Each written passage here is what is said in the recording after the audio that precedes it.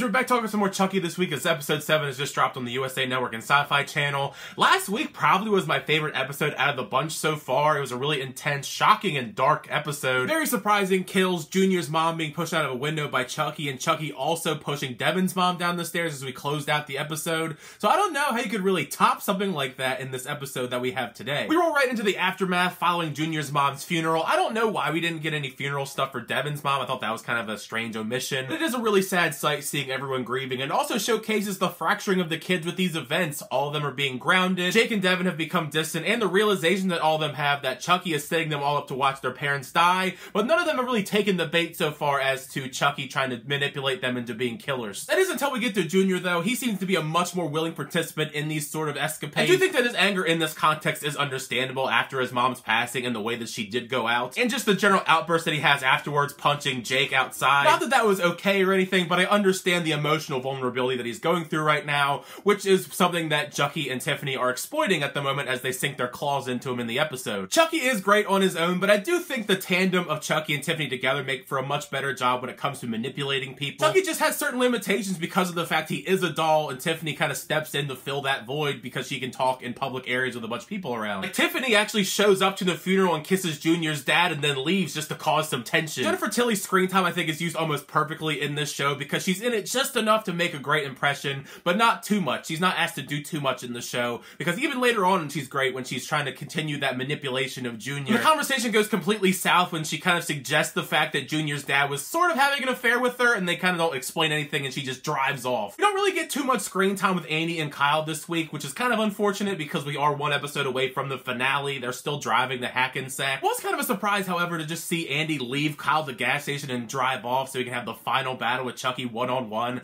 I figured maybe he'd want a little bit of backup there, so hopefully Kyle's okay and we see her in the finale next week. Slowly but surely I am coming around to the flashbacks in the episodes. I think this may have been one of my personal favorites of the entire season. It's a relatively quick flashback, but it has some great comedic timing and comedic elements to it, with Tiffany and Chucky settling down in Chicago and killing people. That isn't the part that I found funny, though. The part that was funny was the relationship drama between the both of them, as it sounds like in the other room Chucky is cheating on Tiffany when she comes home, but he's actually killing people without telling her. So it's a twisted form of cheating. It's not cheating by sleeping with another person, it's by cheating on them by killing people behind her back, which I thought was brilliant. One of the things that was frustrating in this episode was seeing the group Jake, Lexi, and Devin separated, because it really showed in this episode that they really needed to stick together by any means necessary, because they don't work that well by themselves. Lexi's stuck being with her family. You have Devin going to investigate Charles Lee Ray's house by himself, which is crazy to me that he would do that, but he does. And you have Jake. He's just trying to skip town altogether. He packs his bags and he's on the first bus out of there.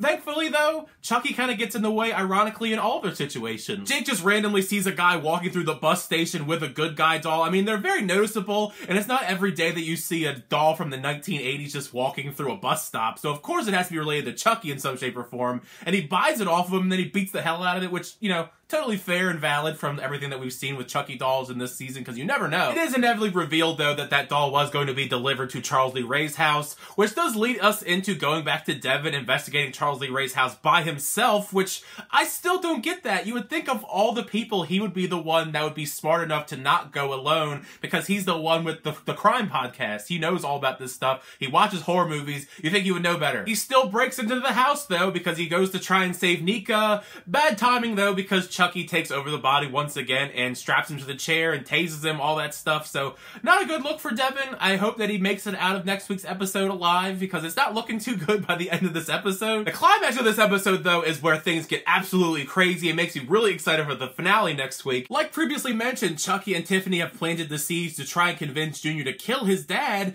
and they do execute that plan pretty successfully, no pun intended. Poor Devin Sawa, he's had so much abuse brought onto him in this season, whether it be when he was playing Jake's dad or his Junior's dad. He's getting even more trauma, you know, psychological, emotional, physical. Chucky pulls off the Reagan from Exorcist move and spins his head around as they're tormenting him. It isn't the fact that Junior kills his dad that's a surprise, because we all kind of saw that coming, but it's the way that he kills his dad. He kills the dad by beating him to death with Chucky. He beats a dude with another dude to death. Like, that is certainly one of the more unique kills, I think, in the entire Chucky franchise. I never thought to just use Chucky as a weapon. Like, who would have thought? thought. I mean, Chucky seemed to be, I guess, somewhat okay with it just because of the end result. We end off the episode seeing that doll that Jake had come to life, but also the big stinger. Devin is tied up and he sees there are tons of Chucky dolls inside of Charles Lee Ray's house, and they're all coming alive. So that one doll that they had that got away, even if it did eventually come alive, didn't really matter all that much. There's tons of them there. And Andy makes it the hack and sack as we see Junior and Chucky look out and see him show up.